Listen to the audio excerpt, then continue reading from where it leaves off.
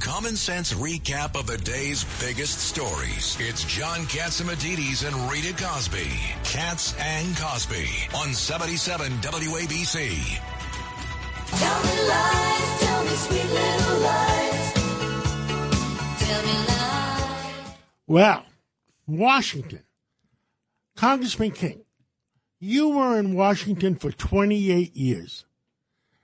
There's so many lies going on. Were there always lies going on in Washington? Well, it's always exaggerations. You know, human nature is to lie. Having said that, no, right now it's never been like this, certainly in my memory. And, it's kind of be a record high. I mean, yeah, and we see it right now, with Kamala Harris. They are like recreating her as if somehow she's a gift from God. Whatever in her record that is objectionable now disappears. That's gone. And they're making her out to be a great friend of law enforcement. She's strong at the border. Everything. They're just rewriting history. And you can call it lies, rewriting history, whatever it is. It's totally deception on the American people. I mean, all the lies about the border, the lies about 100,000 Americans dying from fentanyl coming in from the Mexican gangs. I mean, also for 3 Judge years, Weinberg, for 3 years she was supposed to be in charge of the border. Now she denies it altogether. Meanwhile, by the way, they took story, it off the internet that she was in charge of the border. Yeah. Yes, and the media's going with it too. They gave them talking points. I mean, my God, great to see you back, Judge Weinberg. Well, it's a pleasure to be back. Those of us who did not read, but I did, George Orwell's famous book, 1984, about the Orwellian rewriting of history. That's exactly what they did. It's exactly what the communists have done. Fascist regimes do that. They delete that which is not in support of their positions. And what they're doing is they're remarketing her, as Dwight Eisenhower said, like soap. All of a sudden, she's gone from this raging mediocrity. It's going to be Ivory soap, 99.9% pure. Yeah, she's gone from being a raging mediocrity with no experience and no accomplishments. Now she's the best thing since sliced bread. Right, with no track record, like a bystander to the Kamala Harris-Biden administration. Excuse me, she voted as a tiebreaker on a lot of those bills pushed by the Democrats that are now inflationary, causing the problem we're having now. And she constantly said she was the last one in the room, Pete King. I mean, she said that on Afghanistan. Right, especially with Afghanistan. Yeah, before they knew how bad it was, she said she was the last one in the room. Also, I mean, she was involved with the group posting bail for the rioters of George Floyd, including murderers and rapists. I mean, the Minnesota Freedom Fund. And defunding the police, too. Right. So much news to report today. We're going to have Chairman Comer, and he's going to talk about what is the Secret Service saying? What is the FBI saying? And all the new things. Then we have John Hugh, the constitutional lawyer from the West Coast. And he's brilliant, John. He is absolutely brilliant. brilliant. We're going to ask him. Yeah. I mean, President Biden is out there saying, and we're going to term limit the Supreme Court, and we're going to Code of ethics. Code of ethics and take away their immunity. Because he doesn't like their decisions. What does the Constitution say, or how would you say it in the streets of Brooklyn? Bumkus? Is he saying? Is he shooting the crap? Yeah, bumkus. I mean, what's the Constitution say? They accuse Trump of assaulting democracy. They are assaulting democracy every which way. Then John Solomon is going to come on, and Big John Solomon has bombshells. some breaking news on what's the story. Some more documents have come to pass on that they knew there was going to be a problem on January 6th. She knew it. Yep, warnings. When did Pelosi know, and when did she know it? Big bombshells. You definitely want to stay tuned to that. Lebanon attacking Israel. General Jack Keane has a few things to say. Jeffrey Weisenfeld's going to come on.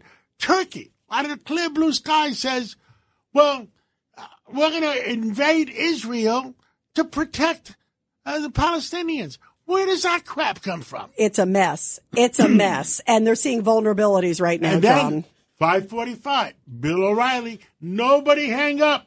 This Irish guy knows the way it is. It's a good thing we have Peter King here. Good thing we have Peter King to talk about each other. Another Irish As one guy. Irish guy to the other. We can duke it out again. Okay, here we go. Get ready. Rita, I understand you have some breaking news with Congressman from Chairman Comer from Great State of Kentucky? Exactly. Breaking news, WABC. And joining us now with the very latest breaking news is Congressman James Comer. He's the chairman of the House Oversight Committee. Chairman, first of all, what do you know about the shooting, the attempted assassination of President Trump? There seems to be so many new details out there. Well, the more we learn, the worse it is for the Secret Service. I mean, it's complete breakdown of communication at the very least. We know now that the shooter was identified over an hour before the rally even started, before Trump even hit the stage. We know that there was Secret Service supposed to be in the building, that the shooter was on the roof. That hasn't been confirmed. We know that they were supposed to be. We're waiting on a final report to see whether or not they were actually in the building. It's my understanding, and I don't know this, we can't confirm it. We've heard reports, you've seen reports, that the sniper was supposed to be on the roof, but the roof was too hot. We know that Kimberly Cheadle gave an ABC interview saying they weren't on the roof because it was too sloped, and that theory has been debunked, and members of Congress have been on the roof. The roof wasn't as sloped as the roof that the actual sniper that exterminated the shooter was on. So just a lot of mistakes by the Secret Service. People will wonder, was it intentional or not? I don't know about that. I just know that there's a lack of confidence in the Secret Service, not just in Congress, but all across America. Kimberly Cheadle resigning, that was the first of what I hope to be many steps to reform the Secret Service and restore confidence. Chairman Comer, John Catsimatidis, the other situation is, I understand, the head of the state troopers of Pennsylvania testified before the committee, and I believe he said that the state troopers were not in touch with the Secret Service. Is that true? Well, that's what we know is that state police are saying, and the local law enforcement, the local law enforcement saying one thing, the state law enforcement saying another thing, and the Secret Service is saying another thing. So, this is a problem that was identified by the Oversight Committee back when Jason Chaffetz was chairman of the committee, that when they had to depend on state and local law enforcement, that there was a breakdown in communication. At the time Chaffetz was chair, it was because people were calling on the radio at the same time. Like if someone saw something, a local 2 or 3 local police would call in to the main person with the Secret Service, and they would be getting calls as well from the state police and other Secret Service agents, and it was just clogging, and no one could understand everything because there was too many people calling in at once. That sounds like something from the 1980s, but that was just a few years ago. I don't know if that was the problem. It sounds like the problems of 9/11, where nobody had walkie-talkies communicating with each other.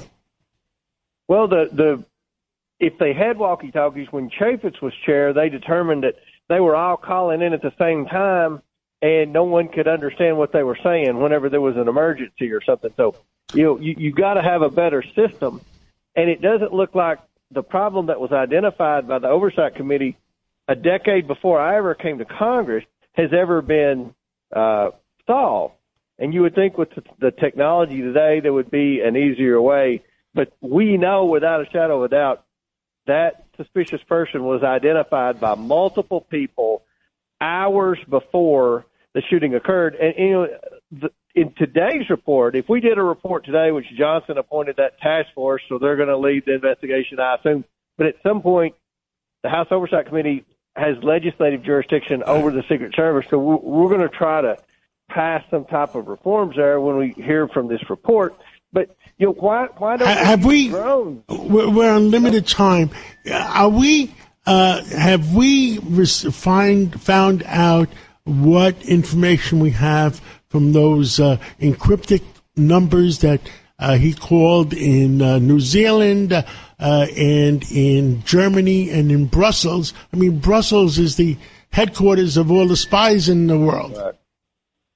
Unfortunately, the FBI has that, and I don't have good luck getting anything from the FBI. So good luck. I hope the FBI discloses something, but, I've just not had good luck with the FBI telling me the truth or working with me on any of my previous investigations.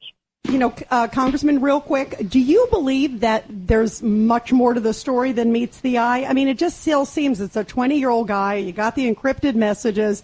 I mean, it's like, is the Secret Service that bad, or is there something more to this that there were so many breakdowns that day? It just almost seems inconceivable.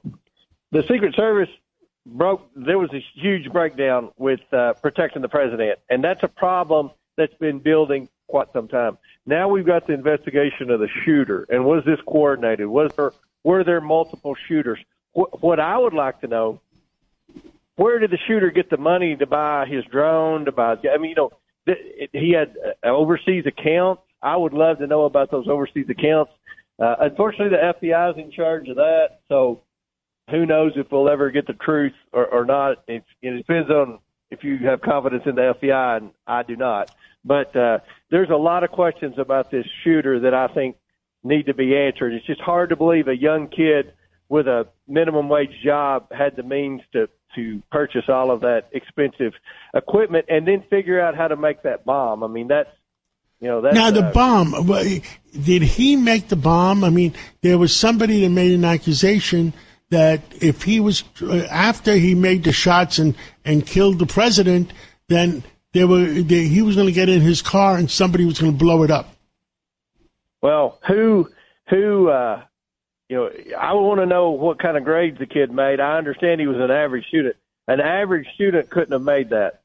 You have to be highly intelligent to make. So was this going to be what I'm saying? What I'm saying, and we only got 30 seconds or 40 seconds left. And what I'm saying is, was it a plant just like Oswald was shot by Ruby, that if he was going to get away after he shot the president, his car was going to blow up?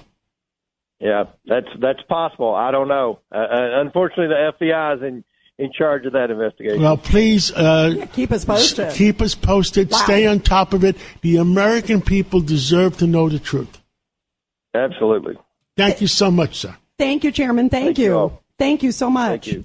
Wow, that's a wow, John. I'm telling you, there's a lot of questions there, and you can hear the chairman said wants to know. I've heard those accusations, and I don't know. The truth is, I don't think we know what the truth is.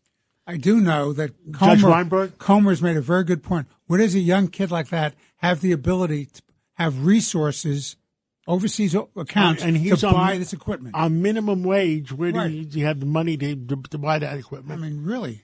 Think about that. Congressman King? Yeah, listen, what really surprises me about it, we had the International Cricket Tournament in Nassau County, which is nothing like the President of the United States coming in. And we had meetings for weeks with the Secret Service, the FBI, NYPD, MTA police, Homeland Security, go the whole list. And the one thing Pat Ryder always emphasized, among other things, he was emphasizing a lot. Nassau County, Nassau Police County Commissioner. Yep. Every rooftop, every above-ground structure would be manned at all times so nobody could get near it. Nobody could get anywhere near that place without being cleared. I mean, and the president wasn't even there. No, he wasn't there, right. They were thinking he may come, but having said that, still. All the accusations and everything, the truth is, I don't think we know what the truth is right now. No, that's true. Yeah, I agree. There's something missing. And the American, like I said to Chairman Comer, Congressman Comer, the American people deserve the truth, and we're going to keep digging until we find it. Do we have... we've got Professor John Yoo, of course. And we've got some more questions to ask. Yeah, boy, do we have a lot of questions. President Biden and also the Vice President saying that they want to change essentially the Constitution. They want to do an amendment because they're not happy with Supreme Court decisions. They haven't made the decisions that they're happy about. Right. So they want to change democracy. And I want to ask, is it Dr. Hugh or Professor Hugh? Professor Hugh. Professor Hugh, tell the American people, what does it take to be able to change an amendment to affect the Supreme Court? Is it just a congressional vote, or what is it? John, I was in Congress with John Yoo, who was in the Justice Department. He is an absolute genius. He is a man of integrity and just a great, great person. John, this is Pete King. I want to thank you for your years of service. You're phenomenal. Oh, thanks, Congressman. It's great to be back with all you guys again. Actually, President Biden is delivering the remarks right now at the LBJ Library in Austin, Texas. And I think it's a perfect place to explain why this is a terrible idea, because he's there because of the 1964 Civil Rights Act. And the 1964 Civil Rights Act would never have happened if it weren't for Brown versus Board of Education, in which the Supreme Court overturned segregation. Do you think that the Supreme Court justices would have overturned segregation if all the laws that President Biden wants to put in the Constitution now existed at that time, if justices had term limits, if they were subjected to a code of ethics by Congress, if they were being attacked for their judicial independence? Would they have the fortitude, I think, would they have the fortitude to make decisions that would be unpopular, but which were there to protect minority rights? That's, I think, the important question here. That's why the founders gave the Supreme Court justices lifetime tenure. So to answer your question directly, what does it take to do this? I think it takes a constitutional amendment. I think President Biden doesn't think so, but the Constitution says justices get their jobs for life. If you put 18-year or whatever term limit on them, I think you have to amend the Constitution, which means you need to get 2/3 of the Congress, both House and Senate, and 3/4 of the state legislatures. It's the hardest thing to do. So bottom line, it's very hard to do, almost impossible in this day and age.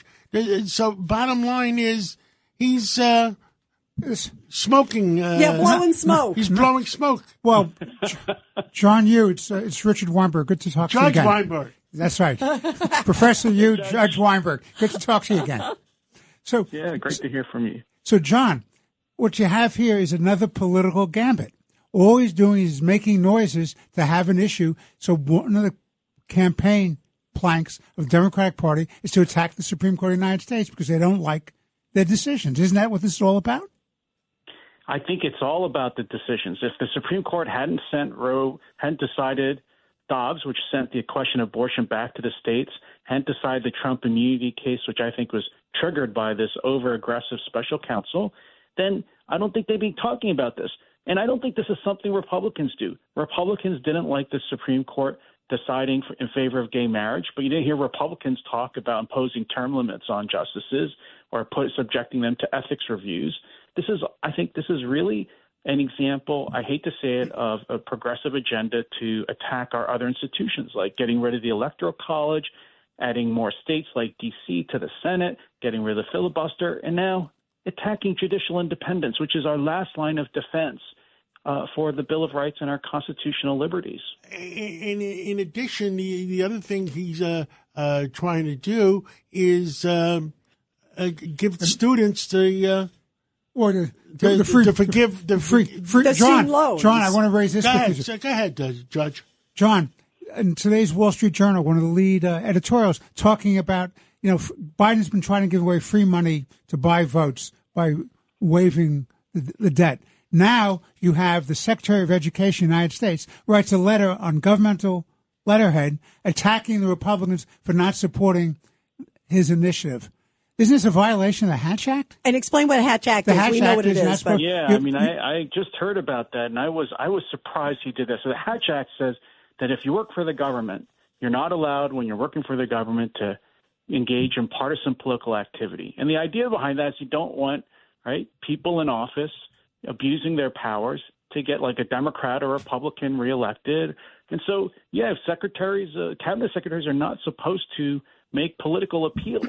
And using government government resources. Yeah. He's using letterheads, government resources, a misuse of government resources as well. Yeah, no, I think that's a serious Hatch Act violation. Now, there's not a lot of – you rarely see the Hatch Act enforced against important people like cabinet secretaries. But this is something, again, that's what elections are for. I think that really is what the Hatch Act is for, is to publicize these kinds of violations so people can take them into account when they decide who to vote for in November. It's really a president has to make sure. And, John, the other thing – don't cross the line. The Secretary of Treasury comes out today and says she needs $78 trillion. Yeah, trillion. $78 trillion to comply with what she believes should be tackling climate change. Yeah, I mean, where are these lies coming from? Here's actually why I think this attack on the Supreme Court is part of this broader effort, a progressive effort. And this is because the Supreme Court has been the last line of defense to stop abuse of executive power. We talk about the excessive lockdowns, the vaccine mandate, You want to talk about the Biden effort to cancel all the student debt in the country. Congress could act, but they don't. And so who's left to make sure that the president doesn't abuse his powers in this way? It's been the Supreme Court. So it's only natural that progressives now want to attack the court because they see it as the last restraint on advancing, I think, a fairly radical agenda. The only thing else I can think of, John Hugh, is the fact is that they're blowing up they're blowing smoke in the ears of their party for them to make more contributions. Yeah, let's give more money, make sure they win, and they can do this. Yeah, I think the short term, obviously, is to unify their base behind Kamala Harris. You'll notice Kamala Harris came right out in support. In fact, Kamala Harris earlier said when in the 2020 campaign, she said she wanted to pack the court and add more justice to it till it changed its mind. But I think there's a longer term goal here, too, which is they're trying to intimidate the Supreme Court. They are attacking the justices, just like FDR did back in 1936 when it tried to oppose his New Deal, which did, I think, a lot of harm to our constitutional system. Absolutely. And now they're doing it They're again. trying Even to scare the Supreme Court. Yeah, they're calling them extreme. I mean, at a time where they've also, by the way, one thing we haven't brought up, they've had threats. Think about the threats. Remember, Kavanaugh. Kavanaugh had an assassin What show about up outside Schumer his going home. to the steps of the Supreme Court and calling out the justices by name? Yeah, it's dangerous. It is so dangerous. Well, thank you so much, John Yoo. We really appreciate you being here. Thank you. Such an important topic. Thank you, John. I love joining you guys anytime. Thank you. very Come back much. soon. Thank you. And let's take a break, and then we're going to come back with some more breaking news. A blockbuster. From John Solomon from justthenews.com in Washington. There's some new revelations on when did the Capitol know that there's going to be a bigger problem on January 6th than it was. Yeah, you definitely don't want to miss this Stand one. Stand by. Let's go to break. It's a common sense recap of the big stories. It's Katz and Cosby on 77 WABC. Breaking news, WABC. And joining us now with some big breaking news is John Solomon, the founder of Just the News. John, you had a bombshell related to January 6th. Explain. Yeah, listen, a couple of weeks ago, Nancy Pelosi, we saw that tape suddenly emerge 3 years later in which he's yelling at her chief of staff saying, we have responsibility. I take responsibility for the security failures of January 6th. And people say, well, what was that about? I think we can answer that question for folks tonight. Over the weekend, we obtained documents that Congress obtained recently that show that Nancy Pelosi's top two security officials, the Sergeant-at-Arms and the Deputy Sergeant-at-Arms, got a warning the night before January 6th. On the night of January 5th, they were told there was a possible plot to breach the Capitol through the tunnel system the next morning. Right after those two officials get it, they schedule a briefing with the very woman that Nancy Pelosi is yelling at in that car in that video, Terry McCullough, her chief of staff. We don't know what happened in that briefing, but we know the top two security officials knew that this was a high priority for Capitol Police, an urgent warning coming in. It's the first time that we've learned anything that showed that Nancy Pelosi had some forewarning of specifically what might happen on January 6th. Remember, she and her staff in the Capitol Police turned down the National Guard a few days earlier. January 5th, the night of when this warning came in, doesn't appear to be any discussion about reconsidering whether we should go get the National Guard. That's a very big part of these documents. One other little point. Nancy Pelosi has spent the last few years saying, we never had anything to do with it with security. We actually show instances where her staff were editing the security plans for Capitol Police. They were involved in dealing with the specific security plan that failed on January 6th. So her chief of staff the night before got the phone call. Is that is that in the yes? Yeah, the Sergeant-at-Arms gets it, and then they schedule a meeting or a call the next morning to brief the chief of staff. Now, we don't know what the chief of staff is told, but it's pretty clear by scheduling the meeting right after they get the warning, they wanted to let the chief of staff know this. But remember, has Congress ever called the Sergeant of Arms to testify? Well, he did. Made no mention of this. This was not mentioned in testimony. It wasn't mentioned in any of the reports that have been done. There's a Senate report, the Democrat January 6th report, an Inspector General report for the Capitol. None of them mentioned these communications. They were only recently obtained by Congressman Does Barry Congress, Loudermilk, who's you running- think that Congress should interview him now? Yes, I just talked to Chairman Loudermilk a few minutes ago. Not only does he want to interview Paul Irving again, he wants to also interview the Chief of Staff, Terry McCullough, who is the recipient of this, assume the recipient of this information. Big development today from Chairman Loudermilk. Just a few minutes ago, he told me that. Wow. And what about Nancy Pelosi? Has she ever testified? I don't think she has, right? Why not? Well, she testified on the video that her daughter submitted.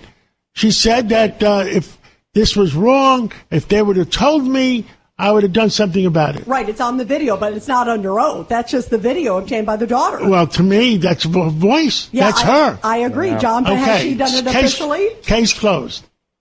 Yeah. What do you think, John? Yeah, she hasn't done it officially. She hasn't. And remember, during the Democrat January 6th committee, they tried to call members of Congress, and I guess there's a general understanding they can't compel someone not to cooperate if they don't want to in Congress, sort of the club that it is.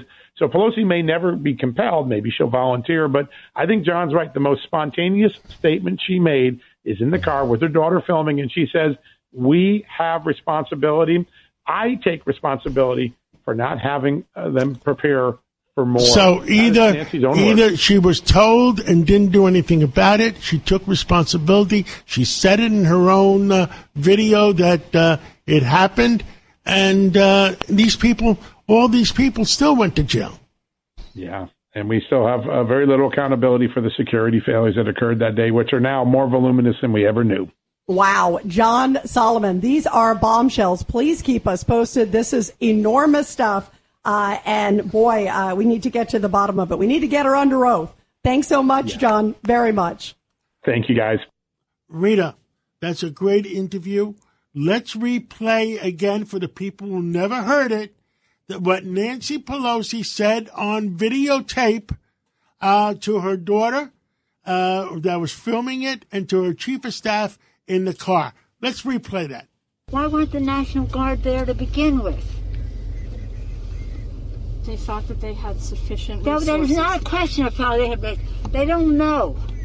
They clearly didn't know, and I take responsibility for not having them just prepare for more.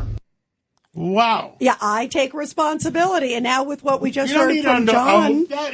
That's what we call in the business. That's an Right. admission. That's what we call in the legal business an admission. And this was her chief of staff. What we're hearing now from So Solomon is the chief of staff got info, that too. the staff got the info, never told her. Well, you would she find that hard sounded to honest. believe. To Right. me, she sounded honest If on you the, give her the on benefit, the video. John, What do you think? if you give her the benefit of the doubt, I'll give her the benefit give her of the the benefit doubt. of the doubt. So failed to do what they were supposed to do, which is tell the principal. Yeah. Which is the speaker. Well, then the chief of staff, how come Now, we haven't heard from by him the way, or her? By the way, there's some breaking news. Tomorrow, Sid Rosenberg. Yeah, big interview. President Trump is calling him at 8:40 tomorrow morning. That's going to be a And big he's going to have a big interview with President Trump. I can't wait to tune in. Make sure everybody tunes in to 77 WABC at 8:40 a.m. Now, I'm on at 8:40 on Wednesday. Why don't you highlight that?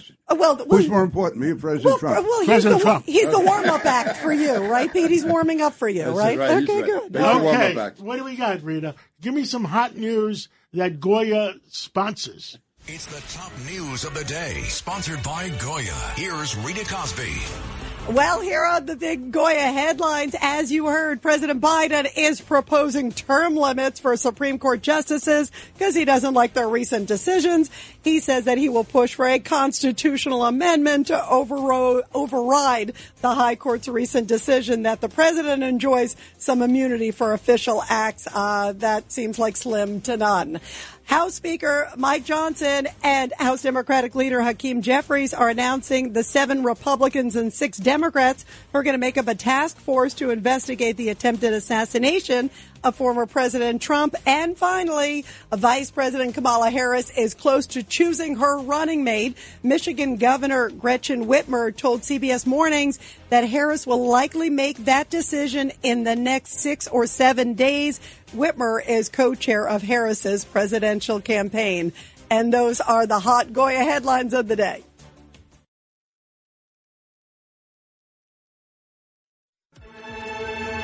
You're commuting home with Katz and Cosby. Now, here's John Catsimatidis and Rita Cosby on 77 WABC. Well, we are back.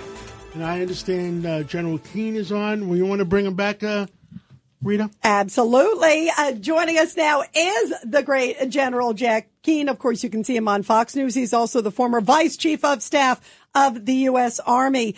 General Keane, first off, how serious are things right now? Because we saw this Hezbollah rocket, and it landed into Israel, of course, coming in from the north into Israel, attacking kids during a soccer game. I mean, it can't get any worse. We know that over a dozen were killed. Israel has threatened to retaliate. How dangerous and precarious is this situation now?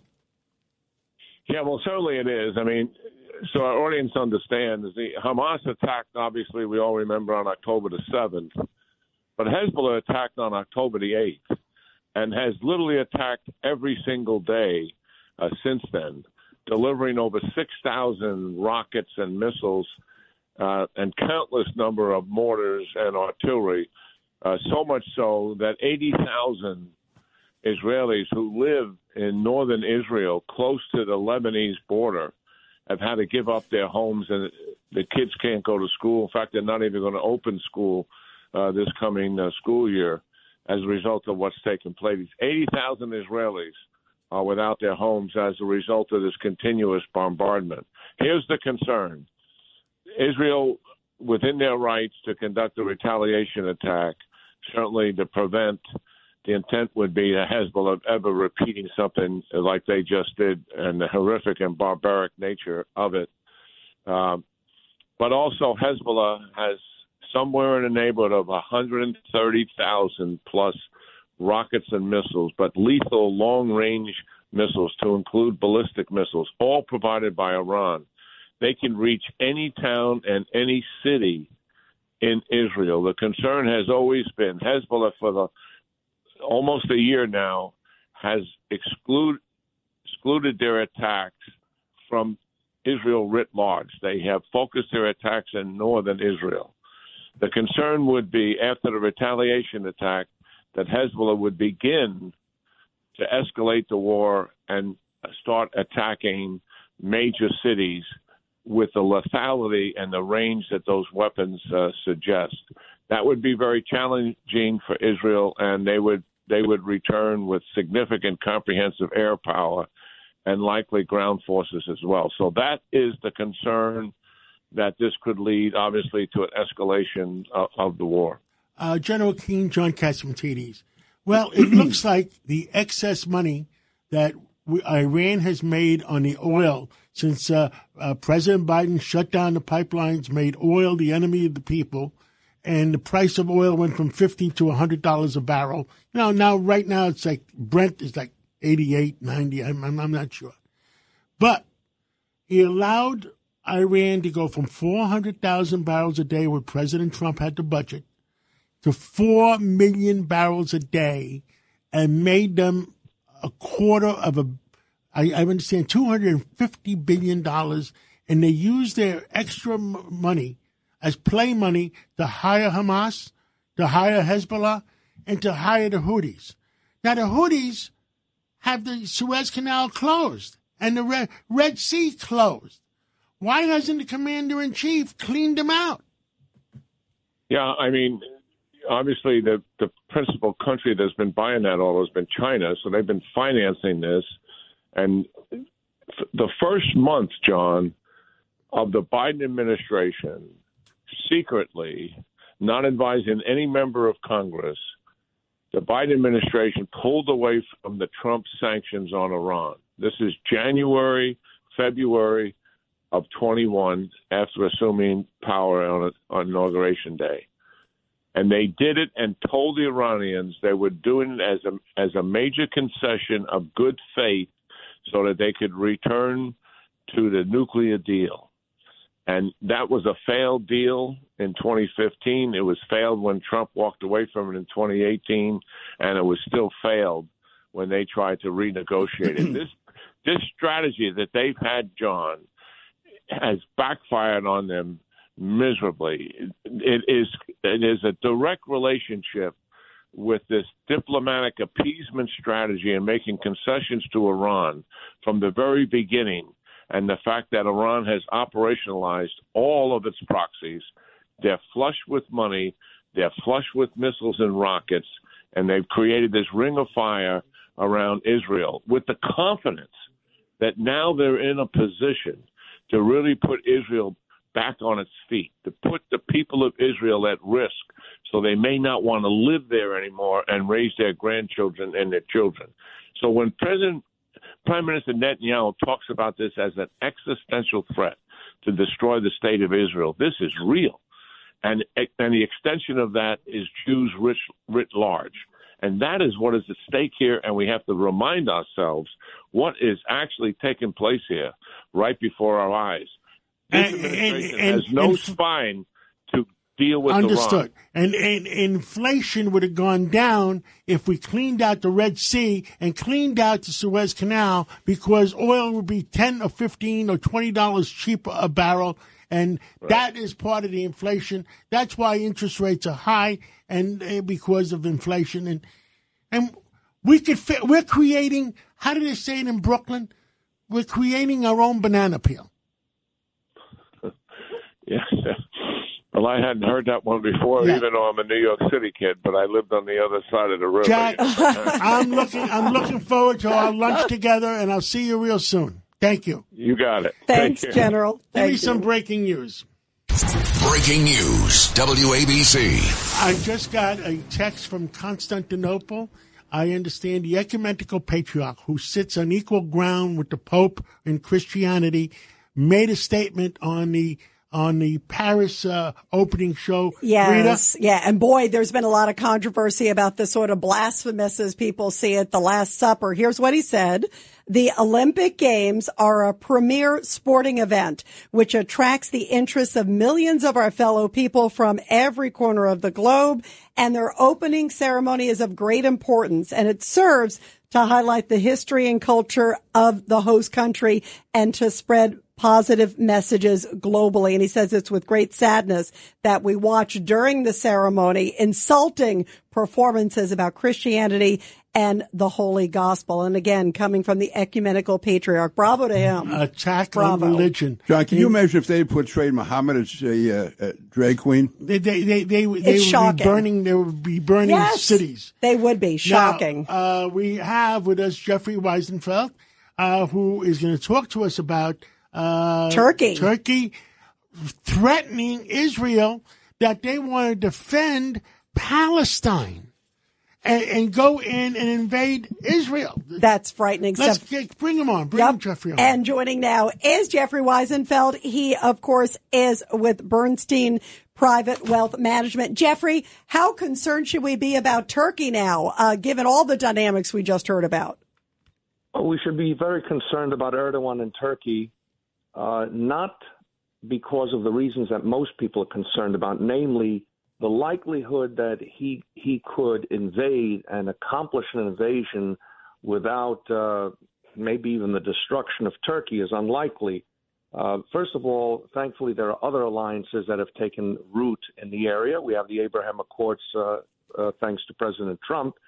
And those nations, not to mention Greece and Cyprus, which have wonderful relations with the state of Israel, they have an interest in avoiding that kind of a conflict. But let me just say to you that with Turkey, since Erdogan has come in, we're in such a bad situation because since the founding of the Jewish state in 1948, the military and the government of Turkey has had excellent relations with Israel and as a NATO ally until Erdogan came on the scene. He fancies himself as a potential caliph or a sultan, but the problem is not that he could actually invade and conquer Israel or destroy Israel. No. The problem is that he could create a long-term threat that would be very damaging. While so much of the Arab world, thankfully, except for the radicals and except for the Indo-Europeans like Iran, the Persians, the government, which is going in the wrong way, much of the Arab world is moving in the direction of an alliance with Israel against Iran, which is a threat to the entire world.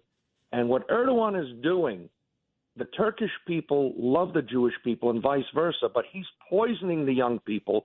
He's poisoning the coming generation. What he is doing in Turkey for the last 20 years is the same thing that Hamas and the Palestinian Authority has done with Palestinians, making peace impossible. It's also a NATO country. I mean, that's the other thing that complicates it, right? Is Israel a NATO country? No, I'm talking about Turkey is. Turkey is, yeah. right. No, but needless to say, there are alliances which would come into play, which would he's playing to the public, but he's poisoning the minds of impressionable people in Turkey, and he's laying groundwork for another generation of Muslim haters of Jews in Israel, the same way you've achieved that with Hamas and with the Palestinian Authority in the West Bank and in Gaza. Peter King?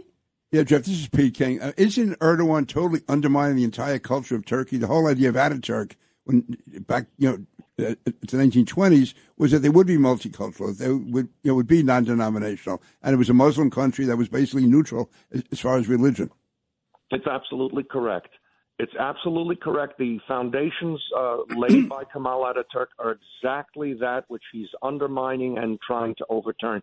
He really does fancy himself as a caliph, as a sultan. He wants to go back. He wants the Ottoman Empire back. And Jeffrey, you worked for how many years for Governor Pataki? Governor Pataki, 6 years. Senator Amato, 4 years. Ed Koch, about. So you're pretty much expert on what goes on in the Jewish community. Oh yeah. Well, thank you, Jeffrey Weisenfeld. For better and worse. Yes. No, we respect the Jewish community, and thank you for speaking up. One quick quote. One quick thing. You remember the oil man from Texas who passed away a couple of years ago? Which one? A few of them died. T-Bone Pickens. Oh, yes, yeah, sure. The wind farm guy, yeah. I got to know him on a board, and I was once at his ranch outside of Amarillo, and we were talking. I didn't know he was friends with the founder of Bear Stearns. He went to school with him at Omaha State and so on, and he was at his deathbed when he passed away. So he says to me, he says, I got to tell you, you Jewish people, you damn smart business people, but you sure are dumbass voters. Well, let's see how they vote this time, right? Thank you so much. And right now, let's take a break, and we're going to go to Bill O'Reilly, one smart guy. And let's take that break, and we'll go to Bill O'Reilly. Stand by. A common sense recap of the day's biggest stories. It's John Catsimatidis and Rita Cosby. Katz and Cosby on 77 WABC. And we are back here on Katz and Cosby. Everybody talking about the wild opening ceremony of the Olympics, where they were mocking Christianity with the sort of parody of the Last Supper. Joining us now to talk about this and so much more is Bill O'Reilly, of course, mega best-selling author, also host of Common Sense with Bill O'Reilly every weeknight here on 77 WABC. Bill, it is shocking that they did this. Can you imagine if they were insulting Islam, but for some reason when it's Christianity, they get a pass? There is a reason, Rita, as I write on BillO'Reilly.com in my message of the day. So the pagans know, and I use the word pagan, it's an interesting word. It's basically unbeliever, they call them atheists. But a pagan worships idolatry, something on earth. So there's a difference between a pagan and a atheist. So the pagans who did this, they worship their lifestyle, whatever it may be. All right. So in this case, it's an alternative lifestyle group. Don't know them. I don't know who they are, what they do. But the French government, which oversaw all of the opening ceremony, all right, they said, well, yeah, we know that this is offensive, but who's going to do anything about it? No one, because the Christian clergy leadership is frightened. They're afraid to speak out.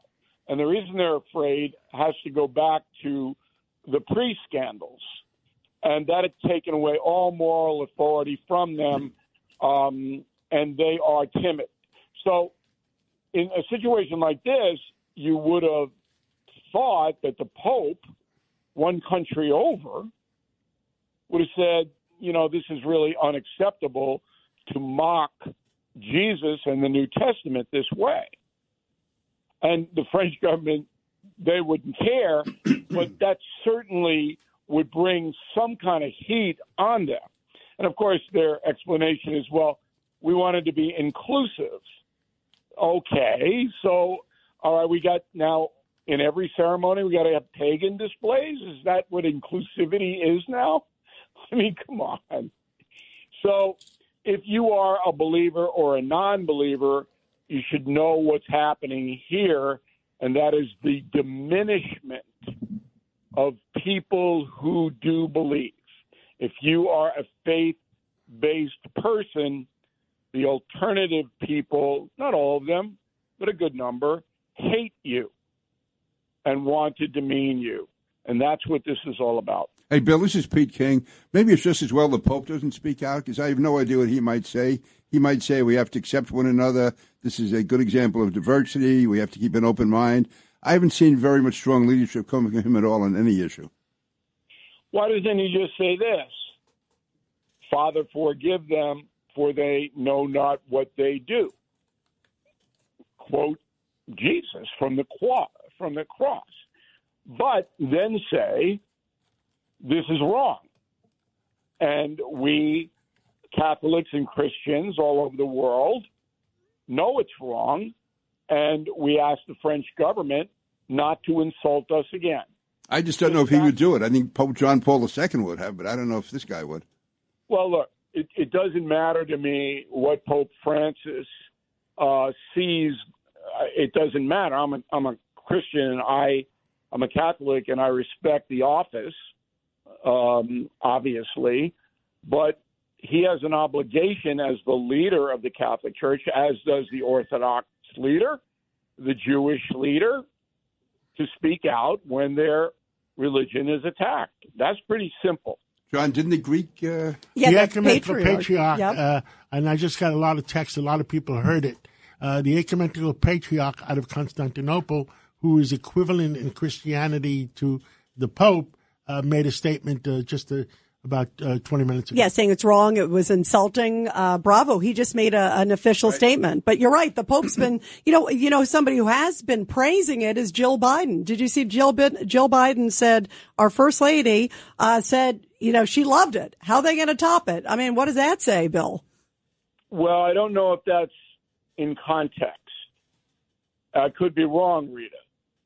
But you know me, no spin. I think she was praising the entire opening ceremony. She didn't single that out. Am I wrong? Yeah, I don't know. I know she didn't condemn it. No, right. Listen, by the way, you may be right, but she didn't condemn it. She said that she thought it was great, and how are you going to top that, And listen, the Bidens have no connection at all to faith-based people at all. I mean, just their abortion stance promoting it, eliminates that. But why, John, do you think that it took the patriarch more than 48 hours to come out with that statement? What took him so long? I don't know, and I don't know exactly what time. Does it have a timestamp on that statement? I don't know, actually, because you received it, John. I don't know I don't know when it actually came in, or if it came out earlier. There's a great fear. I mean, I go to church. Well, they don't forget their headquarters is in Constantinople, otherwise known as Istanbul, and they're and you heard what Erdogan said today about possibly attacking Israel. Yeah, they got big problems over there. Big problems. But the patriarch's obligation is to his church, as is the Pope's. I go to Mass, because I can't get behind in atoning. If I get behind, I'll never catch up.